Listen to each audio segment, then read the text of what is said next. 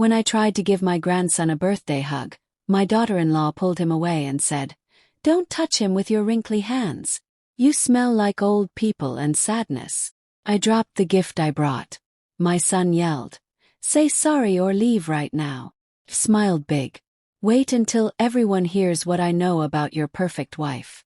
Where are you watching from today? Write your city in the comments and press that like button." The quiet in my son's backyard felt scary. Little Jake's 7th birthday party was so much fun until that second. Victoria stood there with juice all over her white dress, her makeup running down her face like a clown. The other moms and dads and kids all stared at us with big eyes. I'm Beatrice Thompson, 65 years old, alone since my husband died 3 years ago, and the family problem according to my son's wife. But Victoria didn't know that I had been getting ready for this day for 5 whole months. My son Robert ran over with napkins, helping his special wife. "What is wrong with your brain?" "Words, Robert," I said nice and calm, fixing my yellow shirt. "Kids are listening to us talk."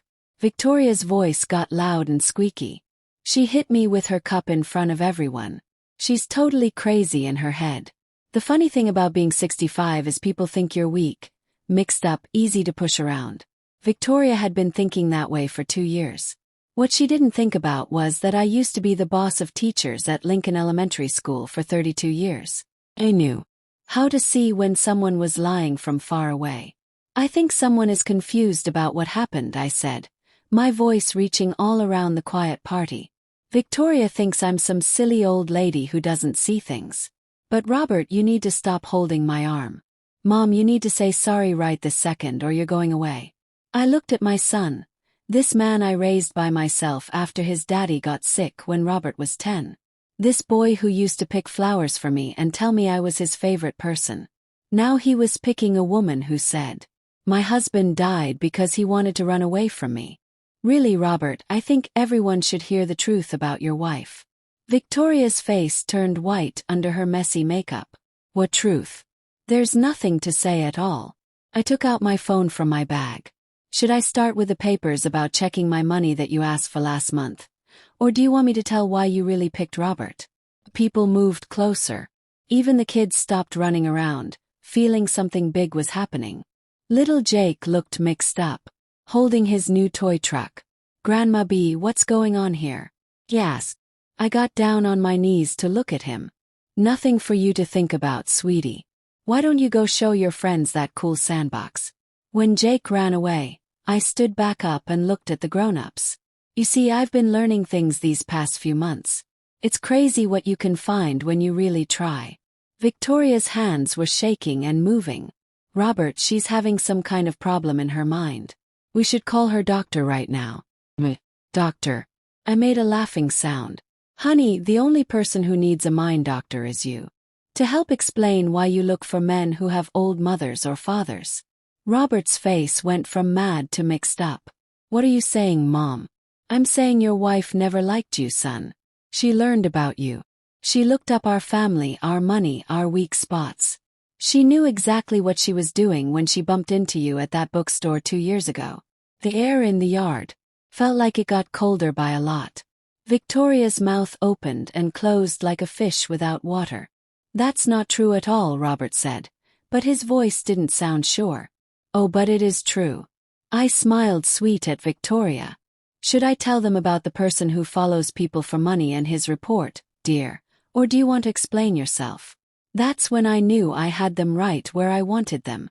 The birthday party people left fast like birds flying away after my big announcement. Victoria locked herself in the bathroom. Robert walked around the kitchen like a trapped lion, and I sat on the back steps, feeling more awake than I had in many years. "Mom, you can't just say things like that," Robert said for the 4th time in 15 minutes. I drank my new glass of water and watched Jake kick his ball at the fence. That boy should grow up in a home with truth, not lies and tricks. "Say things." I looked at him with one eyebrow up. "Son, I haven't said anything yet. I just told everyone that." Victoria might have some things to explain. Robert ran his hands through his hair.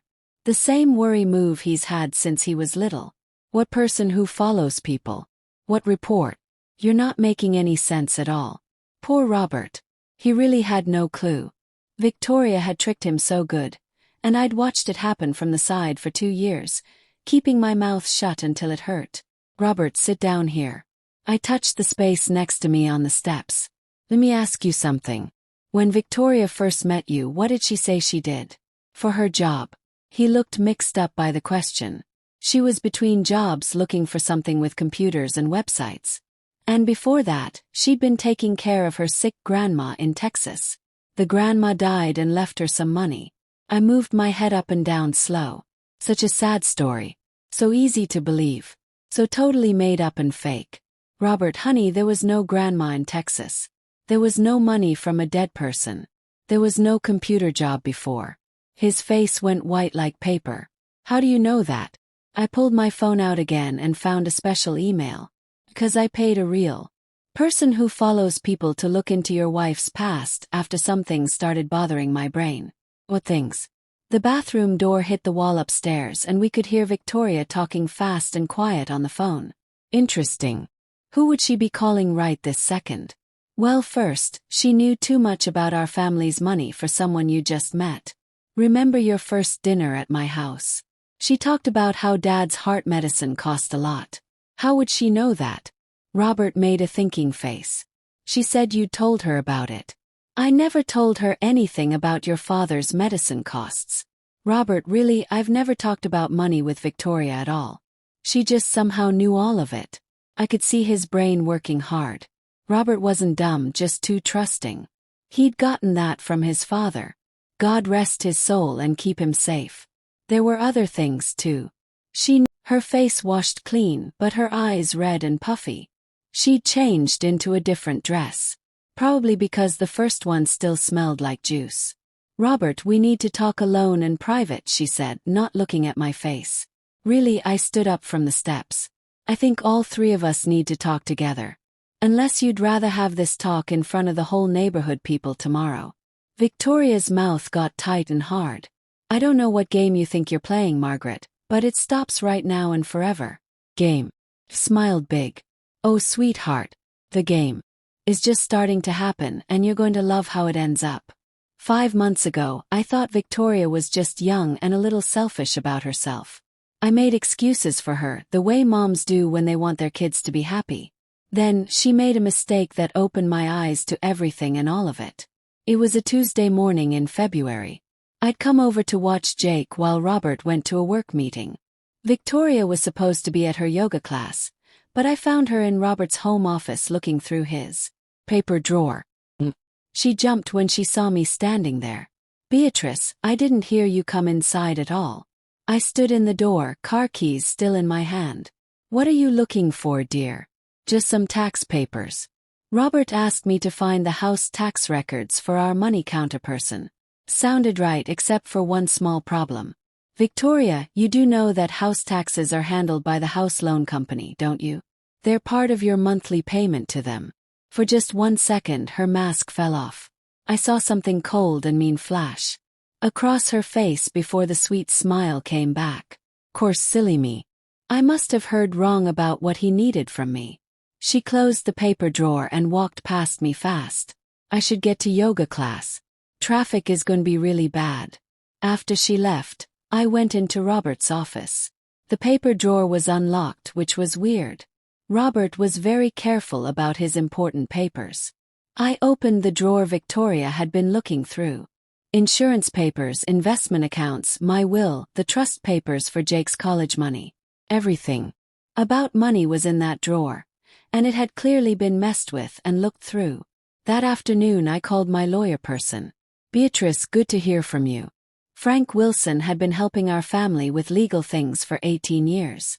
What can I do for you? Frank, I need you to tell me something just between us.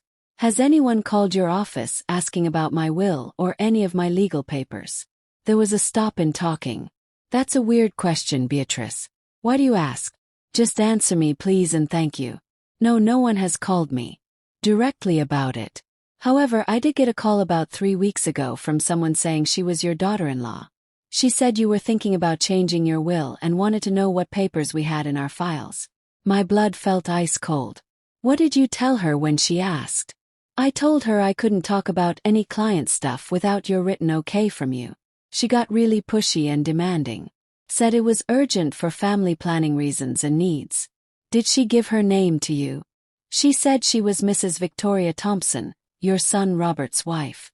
Hung up the phone and sat in my kitchen for an hour looking at the wall with no thoughts. Victoria had tried to get to my legal papers by pretending to be me to my lawyer. This wasn't just being curious or even wanting money. This was planned information gathering and collecting. The next day I called Sarah Mitchell. She'd been my friend for 38 years and still worked at the bank where I'd had my accounts for a very long time. Sarah, I need a favor and I need you to keep it just between us and secret. Course B, what's wrong with things? I need to know if anyone has been asking questions. About my accounts, maybe saying their family, asking about how much money or who gets it information. Sarah was quiet for a second. Actually, yes and true.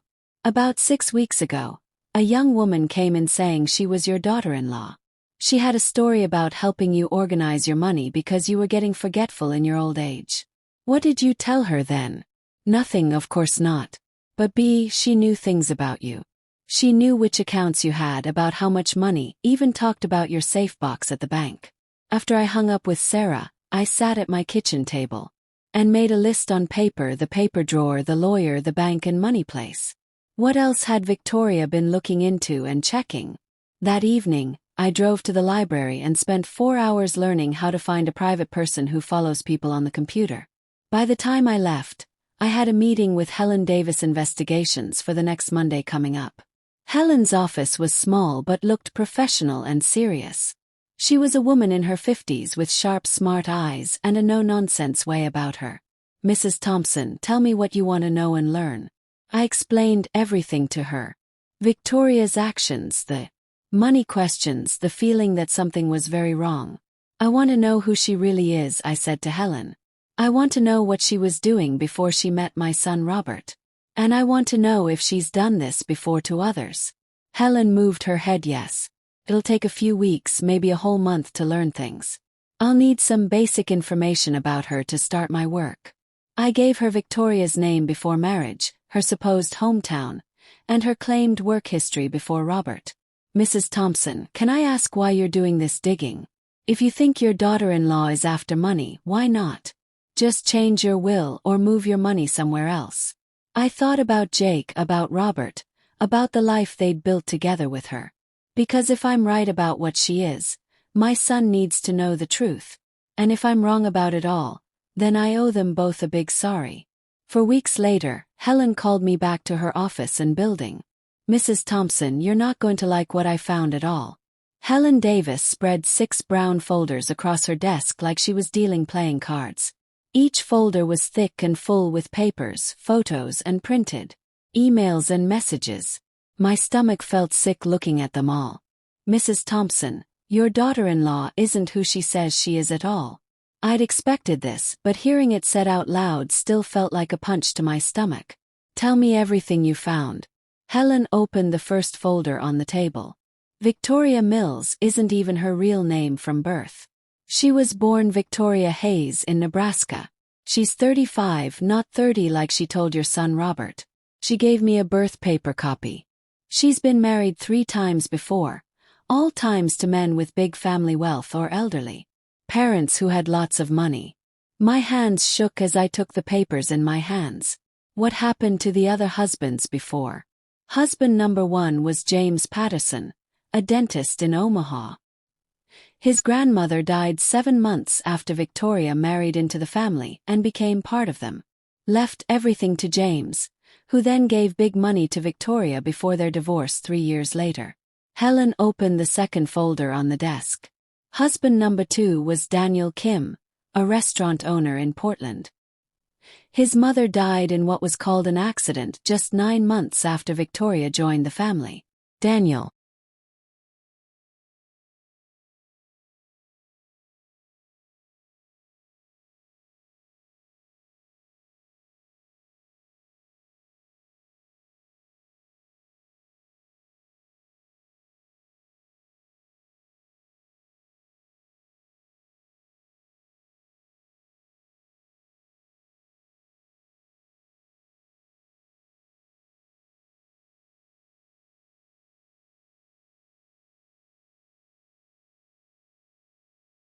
got the mother's 3 restaurants, and right away made Victoria a business partner with him.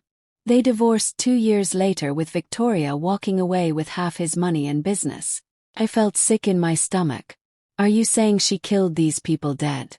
I'm saying the timing is weird and suspicious, but there's no proof of bad play or crime. What I can prove is a pattern of doing things the same way.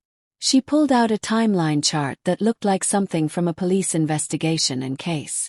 Victoria spent about 7 months learning about each family before making contact with the target husband she wanted.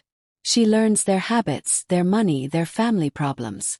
Then she makes the first meeting look like an accident. How does she learn about them? Helen opened the 3rd folder.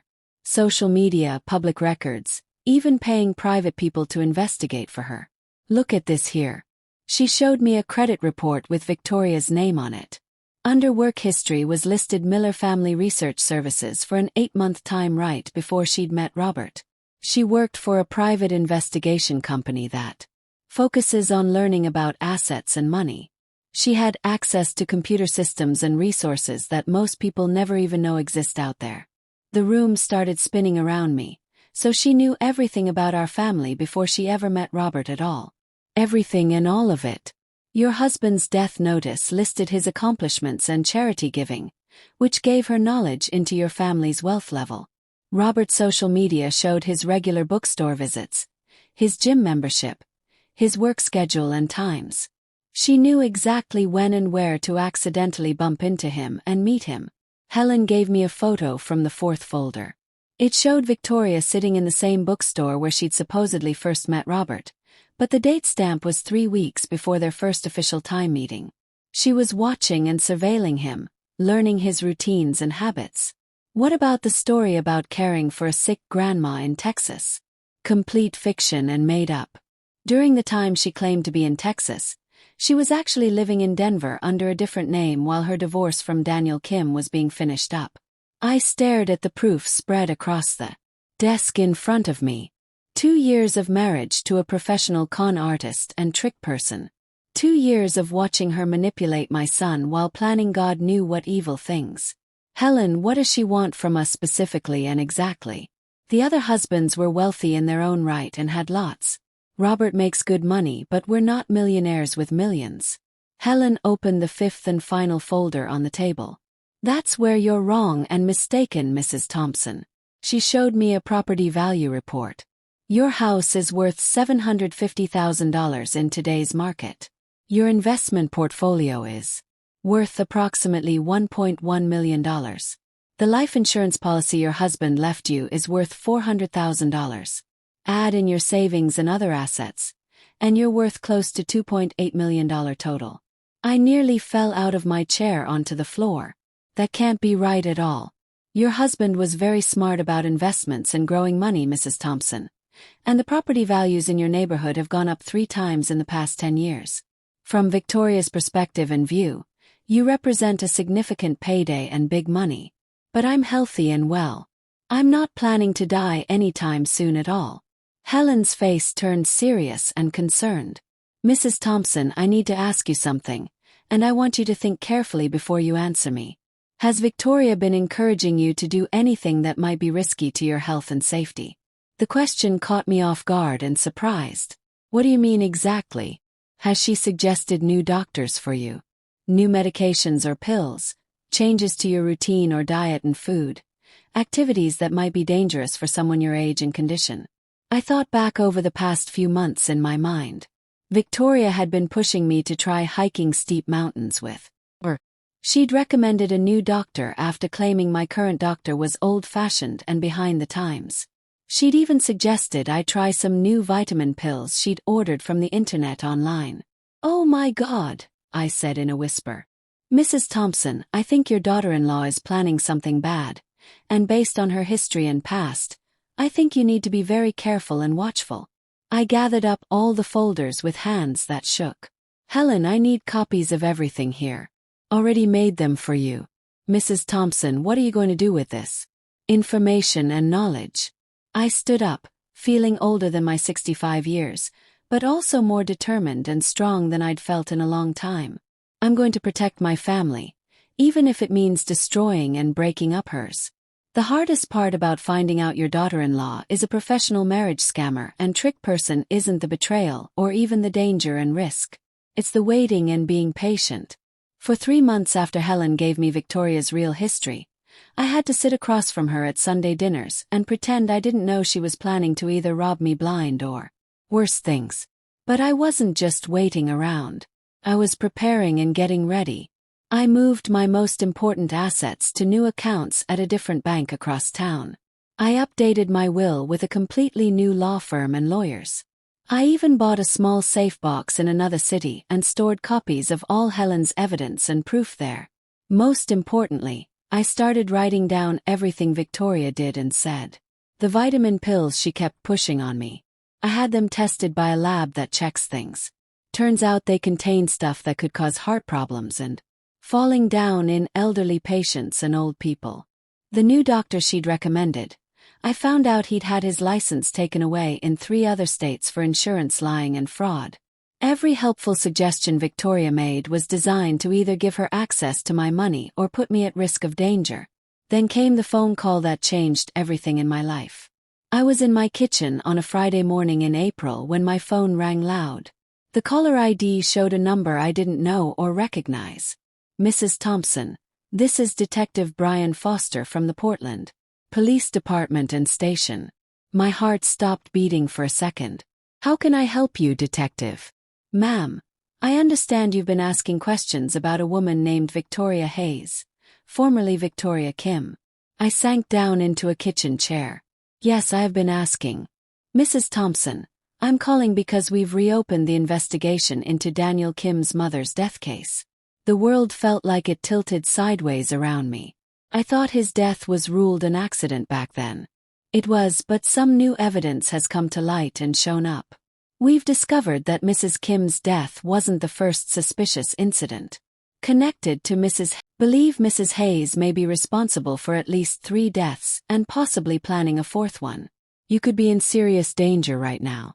I told Detective Foster about the vitamin pills, the doctor, and all of Victoria's suspicious behavior and actions. He listened with a grim, serious face in his voice. Mrs. Thompson, we're going to need you to be very careful about what you eat or drink around her at any time. Don't take any medication or pills she gives you, and whatever you do, don't let her know that you suspect anything at all. Detective, how long before you can arrest her and take her away? We need more evidence and proof. What we have is circumstantial and not solid enough. We need either a confession from her or solid proof that she's planning to harm you physically. After I hung up with Detective Foster, I sat in my kitchen for 2 hours staring at the phone in my hand. Victoria wasn't just a gold digger or a con artist and trick person. She was a killer who murdered people. That evening, Robert and Victoria came for our usual Friday dinner at my house. I served chicken and tried to act normal while watching my daughter-in-law smile and laugh and help herself to more food on her plate. Beatrice, you outdid yourself tonight with this meal, Victoria said, clearing plates from the table. The chicken was so juicy and tender. What's your secret recipe? I wanted to tell her my secret was that I hadn't put poison in it to kill her. Just patience and love, dear. Good things take time to make right. Victoria insisted on washing the dishes, which gave me a few minutes alone with Robert in the living room by ourselves. Son, can I ask you something important? Sure, Mom, what is it? Has Victoria ever mentioned her previous relationships and boyfriends to you? Robert looked uncomfortable and awkward. Not really much. She said she'd rather focus on our future than dwell on the past that's gone. What about her family back home? Her friends from before she met you? Mom, why all the questions about Victoria's past life? Because your wife is a serial killer who murders people, I thought in my head. Out loud with my mouth, I said. I just realized I don't know much about the woman who married my only son. Victoria's voice called from the kitchen to us. Robert, honey, can you help me with something heavy? As Robert went to help his wife, I noticed Victoria had left her purse on the coffee table in front of me. For just a moment I thought about looking through it for clues. Then I remembered Detective Foster's warning about not letting her know I suspected anything wrong. When they got ready to leave my house, Victoria hugged me goodbye like she always did every time. See you Sunday, Beatrice. I'm making my famous lemon cake for dessert. Famous lemon cake dessert. I wondered if James Patterson's grandmother had enjoyed Victoria's baking treats, or if Daniel Kim's mother had complimented her cooking skills. After they left my house, I called Detective Foster on the phone. Detective, she's planning something for Sunday dinner. I can feel it in my bones. Mrs. Thompson, do you think you can get her to say something that proves herself guilty somehow? Maybe record a conversation where she reveals her intentions and plans. I thought about Jake, about Robert, about the life they thought they were building with a woman who had killed at least 3 people dead. Detective, what if I told you I had a better idea for catching her? Victoria knew something was wrong and off. I could see it in the way she watched me during Jake's baseball game on Saturday afternoon. The way she kept checking her phone every few minutes. The way she touched Robert's arm just a little too often for comfort and reassurance. The birthday party confrontation and fight had rattled her nerves. And Detective Foster's investigation was apparently heating up because she'd started making mistakes and errors. Beatrice, she said, sliding onto the bleacher bench next to me while Robert talked to Jake's coach down below. I think we need to clear the air about yesterday's events. I kept my eyes on Jake as he practiced his batting at the plate. What's to clear up, dear? You seemed upset about something, and I just want you to know that if I said anything that hurt your feelings badly, it wasn't intentional or meant to harm. The fake pretend sincerity in her voice made my skin crawl like bugs. Victoria, you told me that my husband probably died to escape me and run away. I'm curious what part of that wasn't intentional and meant. She had the grace to look embarrassed and ashamed. I was just frustrated and stressed. Planning Jake's party has been stressful, and sometimes I say things I don't mean when I'm overwhelmed with too much. I finally turned to look at her face.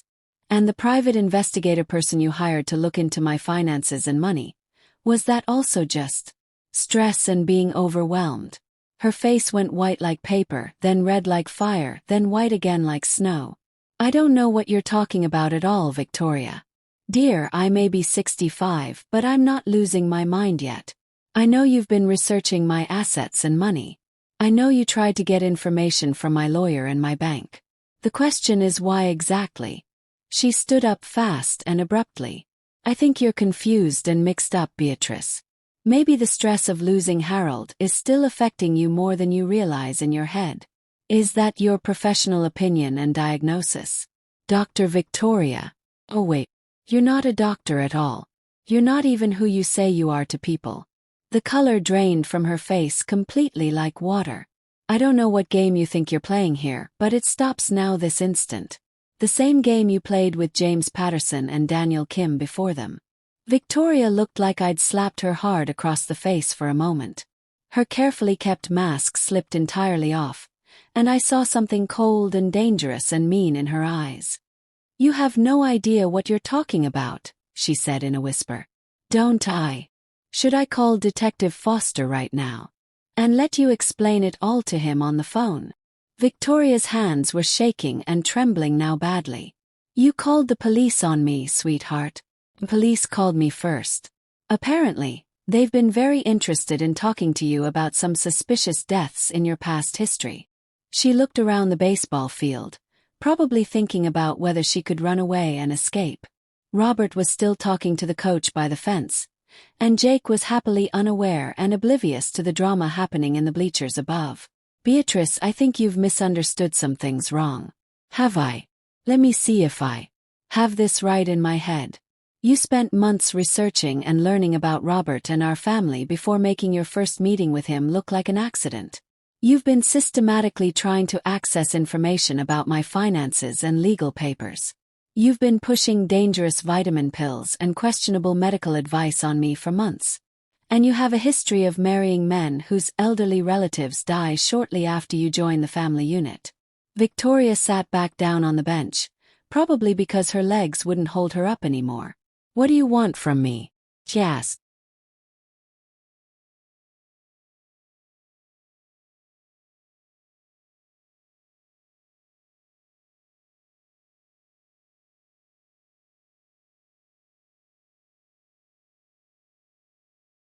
quietly in a small voice. I want you to leave my family alone forever. And if I don't do that, I smiled sweetly like sugar.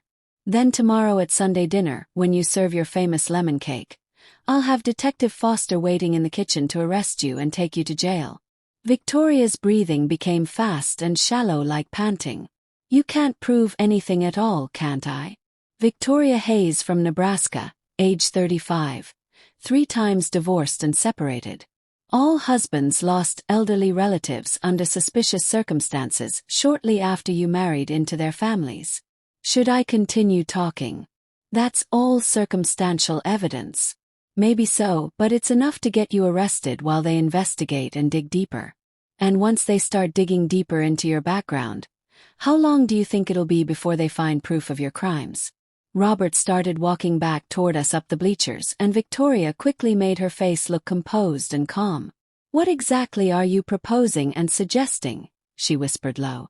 Leave tonight, file for divorce, and disappear from our lives. Move to another state and find some other family to hurt and victimize. And if I do that, you'll keep your mouth shut and quiet. I looked at Jake, who was waving at us from the baseball field with his glove.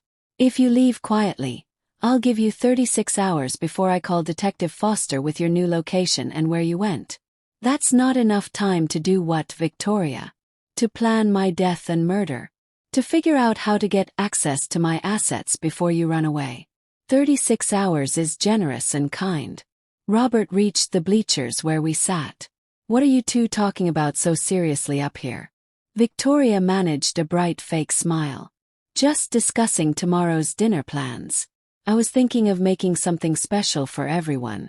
Actually, I said, standing up from the bench. I think Victoria might be too tired for cooking anything tomorrow. All this party planning has worn her out completely. Victoria's smile got weaker and faltered. Oh no, I insist on cooking. I'd hate to disappoint everyone who's expecting it. Well, I said, picking up my purse from the bench. I guess we'll see what tomorrow brings to us all. As we walked to our cars in the parking lot, Victoria caught my arm with her hand. Beatrice, you're making a big mistake here. I looked down at her hand on my arm, then met her eyes directly. The only mistake I made was not figuring out what you were sooner in time. Don't worry at all, dear. I won't make that mistake again ever. Sunday morning came gray and rainy and wet, matching my mood perfectly and exactly. I'd spent the night wondering and thinking if Victoria would take my advice and disappear, or if she'd show up at dinner with something more permanent in mind for dealing with her mother-in-law problem and obstacle. At 10 o'clock in the morning, Robert called my phone. Mom, Victoria's not feeling well at all. She might have stomach flu from that seafood restaurant we went to last night. We might need to cancel dinner today. Stomach flu. How very convenient for her. That's terrible news, son. Is she seeing a doctor about it? She says it's just a 24-hour bug and virus. She should be fine by tomorrow morning. So Victoria was buying herself time, either to plan her next move or to pack and disappear forever. I decided to force her hand and make her choose. Robert, why don't you and Jake come for dinner anyway without her? I'll make something simple and easy, and you can take a plate home to Victoria after. I don't want to leave her alone when she's sick in bed. Nonsense and silly. Jake shouldn't miss Sunday dinner because Victoria has an upset stomach. Besides, I have something important to discuss and talk about with you. There was a pause and silence. What kind of something important? The kind that's better said in person, face to face. Can you be here by 6 o'clock? After Robert agreed to come, I made my next call on the phone. Detective Foster, it's Beatrice Thompson calling. I think tonight might be the night it happens. Mrs. Thompson, are you sure you want to go through with this plan? Could be dangerous and risky. I'd spent the morning thinking hard about that question. Victoria was cornered like an animal now. She knew I had evidence against her. Knew the police were investigating her past crimes and murders. A cornered animal was always the most dangerous kind. Detective, she's not going to just disappear into thin air. Women like Victoria don't give up million-dollar paydays without a fight and struggle. What do you have in mind for a plan? I explained my idea to him step by step. Detective Foster thought I was crazy in my head, but he agreed to have officers hiding outside my house watching. At 5 o'clock I started cooking dinner. Simple comfort food and meals. Meatloaf, mashed potatoes, green beans from a can. Nothing that could be easily messed with if Victoria decided to make an appearance and show up. Robert and Jake arrived right on time at 6. Jake hugged me tight and ran straight to the living room to watch his cartoons on TV. Robert looked tired and worn out. "How's Victoria feeling now?" asked, keeping my voice neutral and calm. "Actually, much better than before. She might come by later to pick us up and drive home." Of course she would come. "Robert, sit down here. We need to talk seriously." I'd practiced this conversation 100 times, but actually looking at my son made everything harder and more difficult. How do you tell someone their wife is a murderer who kills? "Son, what do you know about Victoria's life before she met you 2 years ago?" Robert made a frown on his face. "Mom, not this again and more. Why are you so obsessed with Victoria's past life?" "Because her past is about to become your future if we don't stop it." I pulled out one of Helen's folders and set it on the kitchen table in front of him. "Robert, your wife isn't who she says she is at all." For the next 30 minutes, I showed him everything I had. The real birth certificate, the previous 3 marriages, the suspicious deaths, the pattern of behavior. Robert's face went from confused to angry to scared to horrified. "This can't be real at all," he said in a whisper, staring at the photo of Victoria watching him at the bookstore. "It's real and true, son. And there's more to tell." I told him about Detective Foster, about the reopened investigations, about the vitamin pills Victoria had been pushing on me for months. "She's been trying to kill you dead." Robert's voice cracked and broke. "Or at least make me sick enough to need the kind of medical care that might speed up my natural death timeline." Robert put his face in his hands on the table. 2 years. 2 years of marriage to a complete stranger I didn't know. "Robert, there's something else you need to know right now. I confronted her yesterday at the game." His head came up fast. What did you do?" "I told her I knew who she really was. I gave her a choice to make. Leave town or face the police and jail." "Mom, that was incredibly dangerous and risky. Which is why Detective Foster has officers outside watching the house right now as if her name summoned her." Victoria's car pulled into the driveway outside. Robert and I looked at each other across the kitchen table. "What do we do now?" he asked in fear. "We act normal and regular. With her."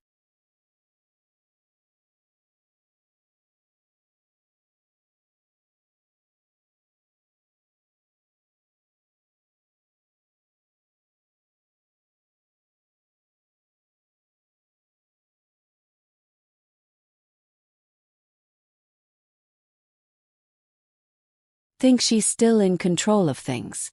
The police are recording everything, so whatever she says or does, it's evidence and proof. Victoria knocked on the front door, which was odd and strange since she usually just walked right in. Robert went to answer it while I stayed in the kitchen, my heart pounding hard in my chest. "Surprise and hello."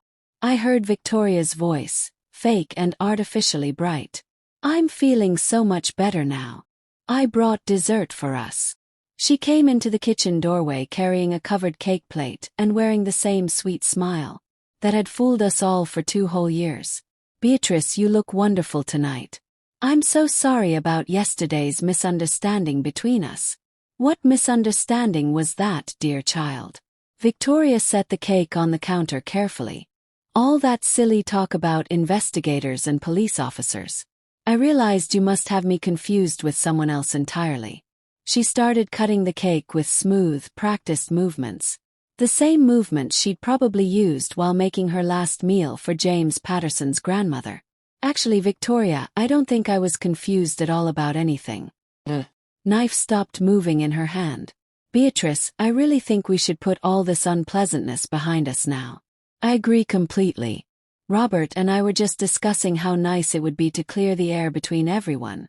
Victoria looked back and forth between us, and I saw the exact moment she realized Robert knew everything about her. Her mask didn't slip off this time. It broke and shattered completely into pieces. "How much did you tell him?" she asked quietly and carefully. Everything I learned. Victoria looked at the cake, then at us, then at Jake playing in the living room.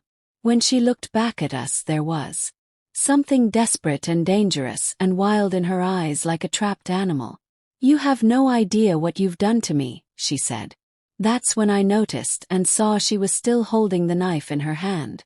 The kitchen became a place of danger and silence, broken only by the sound of Jake's cartoons from the living room and the steady tick of my wall clock on the wall. Victoria held the cake knife like she was thinking about her options and choices. Victoria put the knife down on the counter. Robert's voice was steady, but I could see his hands shaking badly. You know what's funny? Victoria said, ignoring him completely and totally. I actually grew to like you people over time. It would have been so much easier if you just played along with my plan. Played along with what? I asked, keeping my voice calm and steady. With you murdering me and killing me dead. Victoria laughed, and the sound made every hair on my arms stand up. Murder and killing. Oh, Beatrice, you watch too much television. I don't murder anyone at all. Then what happened to James Patterson's grandmother and Daniel Kim's mother? They died like old people do naturally. She stepped closer to the table where we sat. Sometimes they just need a little help accepting that their time is up and done. Robert stood up slowly and carefully. Victoria, whatever you're thinking, Jake is in the next room playing. Sweet little Jake. Victoria's expression and face softened for a moment. You know, he was never part of the plan at all. I'm not a monster, Robert dear. I don't hurt children ever, but you do hurt elderly parents, I said to her. I help families move through difficult times and transitions. Do you have any idea how much suffering and pain I've prevented? How much long decline and medical bills? And emotional pain and agony? The woman was completely insane and crazy in her head. She'd convinced herself she was doing some kind of good public service. And the money you get is just a happy accident, I asked her. The money is payment for services I've given. Do you know how difficult it is to care for elderly people who are dying? Beatrice, how tiring it is to pretend to love someone while you watch them fall apart and deteriorate. Is that what you've been doing with me? Pretending to love me while waiting for me to fall apart? Victoria tilted her head like she was thinking about the question carefully. You were supposed to fall apart faster than this. The vitamin pills should have caused enough heart problems to weaken you a lot. But you're surprisingly strong and robust for 65 years old. I felt sick in my stomach hearing her talk about my death so casually, like weather. The new doctor you told me about, Dr. Martinez, what was his role in all this plan? Dr. Martinez is very understanding about elderly patients who have sudden declines in health. He's also terrible at keeping paperwork, which makes him perfect for situations that need flexibility in death documentation. Robert moved slightly closer toward Victoria. So what now? What's your plan here today? Honestly, I'm making it up as I go. This wasn't how things were supposed to go at all. Victoria moved the knife as she spoke to us. Beatrice was supposed to have a heart problem 4 months ago. You were supposed to get everything and then happily share it with your loving wife who'd given up so much to care for your difficult mother. But I didn't cooperate by dying on your schedule. No, you didn't cooperate at all. And then you had to go looking around in things that weren't your business to know. I heard a car door close outside the house. Through the kitchen window, I could see Detective Foster getting out of a police car.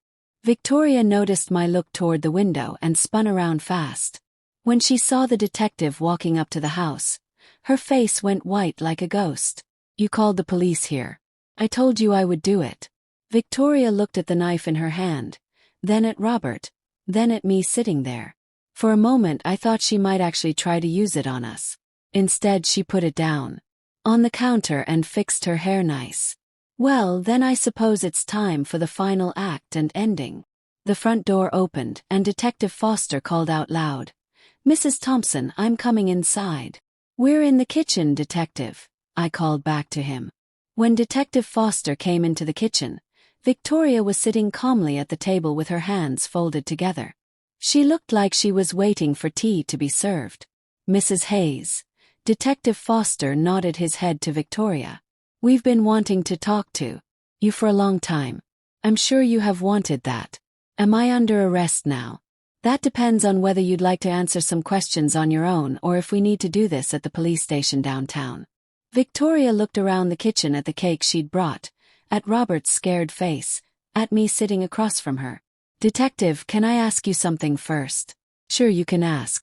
If someone were hypothetically helping elderly people end the burden of living too long, and if families were hypothetically getting money from that help, would that hypothetically be considered a crime against the law? Detective Foster stared at her hard. Ma'am, are you confessing to something right now? I'm speaking in hypotheticals only. Hypothetically, if someone were poisoning elderly people for money from wills, that would be first-degree murder.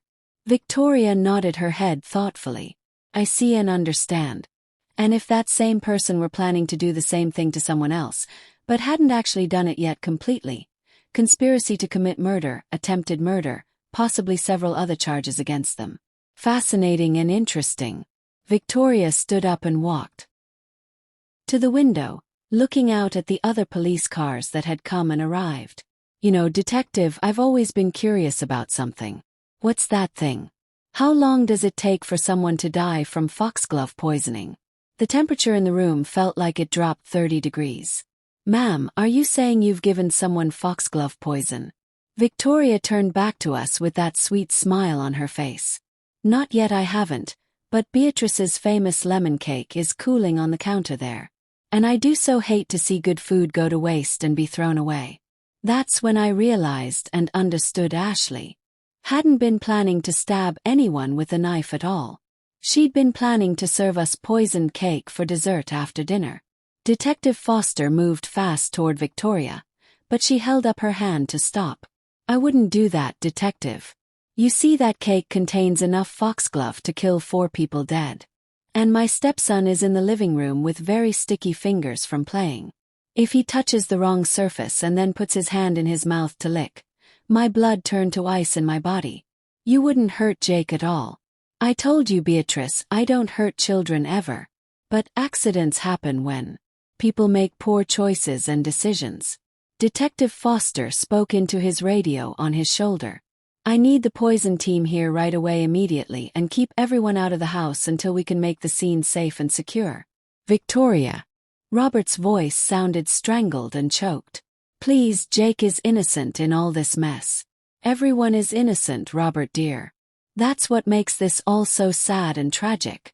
She moved toward the living room and Detective Foster pulled his weapon out. Ma'am, stop right there this instant. Or what will you do? You'll shoot me in front of a child while a toxic poisonous substance sits on the kitchen counter waiting. The front door opened again fast. And I heard more officers coming into the house. Detective Foster, one of them, called out loud. We've got the area outside secured and safe. Tell them not to touch anything in the kitchen at all. Detective Foster called back to them. And get that child out of the living room right now. Victoria laughed a mean laugh. Too late for that, I'm afraid it's done. We all rushed fast to the living room doorway. Jake was sitting on the couch exactly where he'd been before, completely absorbed in his cartoons on the screen. His hands were clean and he didn't appear to have touched anything dangerous or poisonous. Jake, I called softly and gently. Sweetheart, can you come to Grandma B right now? Just a minute, Grandma, please. This is the good part of the show. Victoria smiled big. Children never listen when you really need them to the most. Victoria. Detective Foster said carefully and slowly. Let's work this out together. No one has been hurt yet at all. No one except James Patterson's grandmother, Daniel Kim's mother, and probably 8 or 9 others over the years that you don't know about yet. The casual, easy admission sent chills down my spine like ice water. 8 or 9 others you killed? Detective Foster asked with shock. Did you think Robert was only my 4th husband? Oh, Detective, you have no idea how long I've been perfecting my skill and craft. Why don't you tell me about it all? Victoria looked thoughtful and remembering. You know what? I think I will tell you. After all, what's the point of being brilliant and smart if no one appreciates your work? She sat down in the armchair across from Jake, who was still unaware and oblivious to the drama happening around him. It started when I was 24 years old.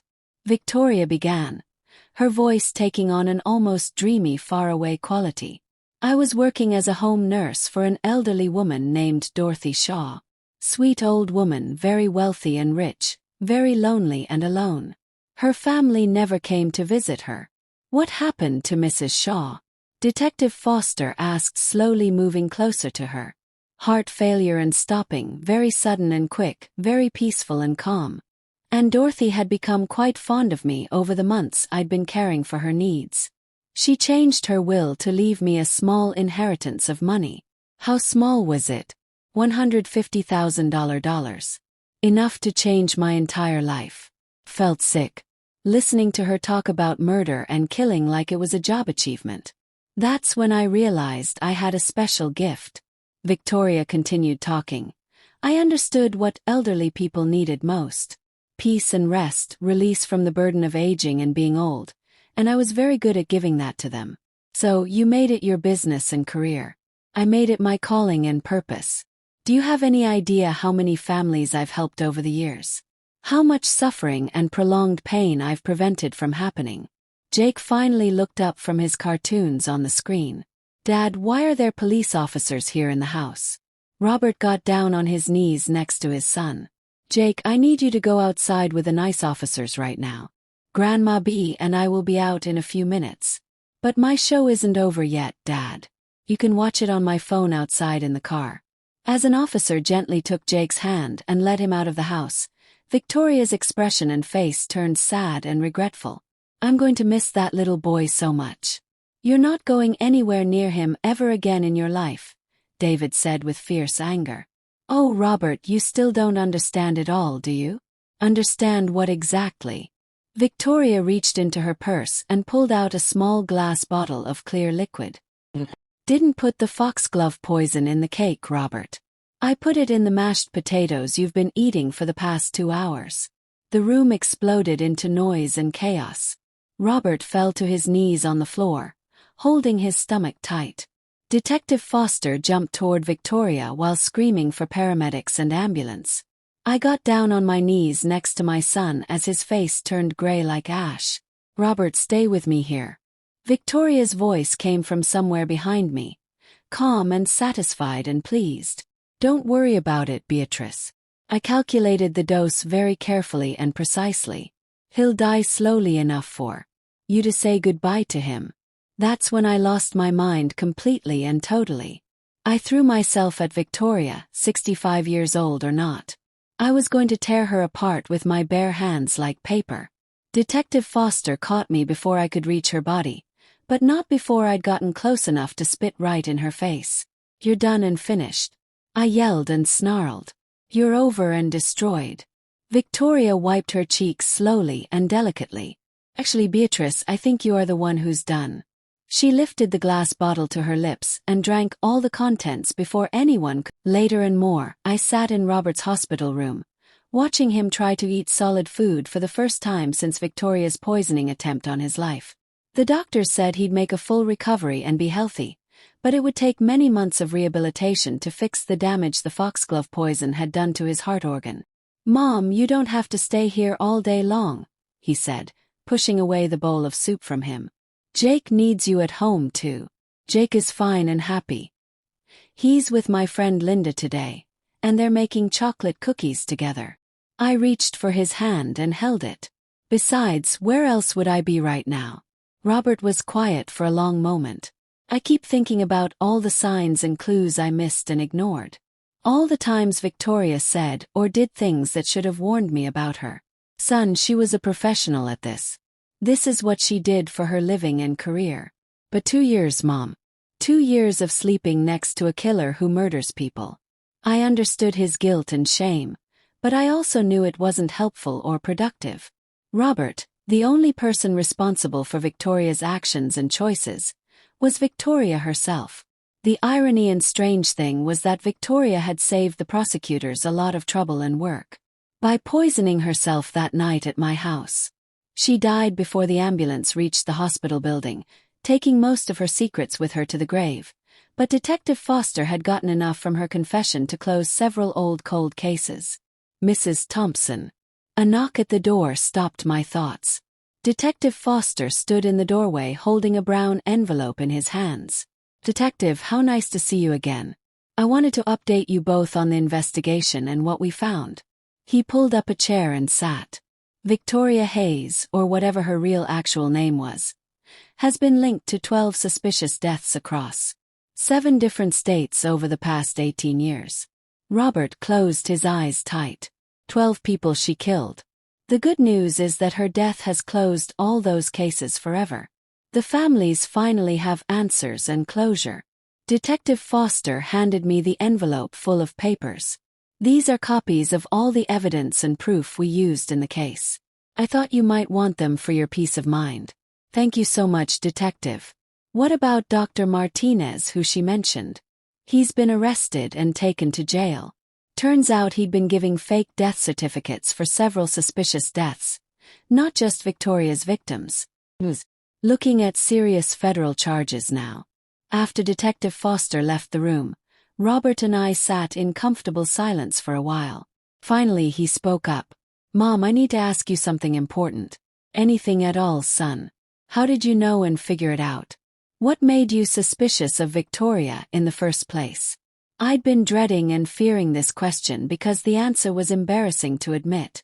She complimented my lemon cake recipe. Robert stared at me with wide eyes. "What do you mean?" 4 months after your wedding, she told me my lemon cake was delicious and amazing." "But Robert, I'd never made lemon cake for Victoria before. I'd never even mentioned that I baked lemon cakes at all." "That's it. That's what started your whole investigation. Son, when someone lies about something that's small and meaningless, it makes you wonder what else they're lying about in bigger ways." Robert shook his head slowly. "A compliment about cake almost got me killed dead. No, son. Marrying a serial killer almost got you killed. The cake just helped me figure it out in time." 1 month later and after, Jake and I were in my kitchen making actual real lemon cake when he asked the question I'd been expecting and waiting for. "Grandma, why did Victoria try to hurt my dad badly?" I'd been thinking about this answer for many weeks. How do you explain evil and bad to a 7-year-old without scaring him for life? "Jake, sometimes people get sick in their hearts and minds and thoughts. Victoria was very sick inside. And when people are that sick, they sometimes hurt other people around them. But she seemed so nice and kind to me. She did seem that way. And that's why we have to be careful about people we meet, even when they seem nice on the outside. What matters most is how people treat us over a long time, not just how they seem at first meeting." Jake moved his head up and down solemnly and seriously. Then his face brightened up. "Is my dad going to be okay and healthy?" "Dad is going to be just fine and perfect. The doctors say he'll be home next week to live with us. And you're okay and safe too." I looked at my grandson closely. This beautiful boy who'd almost lost his father because a monster had come into our family pretending to be human. "I'm better than okay, sweetheart. I'm exactly where I'm supposed to be right now."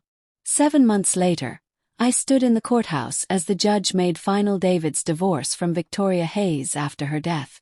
It was a strange and unusual legal thing, divorcing a dead woman who wasn't alive, but it was necessary and needed to untangle the financial mess Victoria had created for us. Mrs. Thompson, Robert's lawyer person, came up to me after the hearing ended.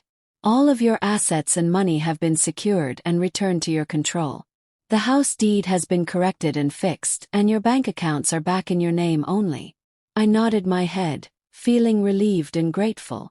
Victoria had managed to transfer some of my assets to shared accounts before her death, but the courts had reversed everything once her crimes were proven and shown.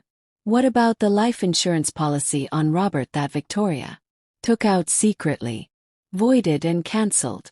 Insurance companies don't pay out money when the person who gets it attempts to murder the insured person. As we walked out of the courthouse building, Robert put his arm around my shoulders warmly. "So what now, Mom? You could sell the house and travel far, see the whole world. You've got many decades of life left to live." I thought about it hard. At 65 years old, I did have years ahead of me still. I could do anything I wanted to do. Actually, I think I'll stay put in my house for a while longer. Maybe take up baking more seriously as a hobby. I've been thinking about opening a small cafe shop. That sounds perfect and wonderful. And Robert, son, I think you and Jake should move back in with me for a little while. That house has too many bad memories of Victoria in it. Robert smiled big, the first real genuine smile I'd seen from him since the poisoning incident. I think we'd like that very much, Mom. As we drove home together in the car, I thought about Victoria's final last words to me. Dead women tell no tales or secrets. She'd been wrong and mistaken about that. Dead women who leave behind evidence and confessions tell plenty of tales and stories, but living women who fight hard for their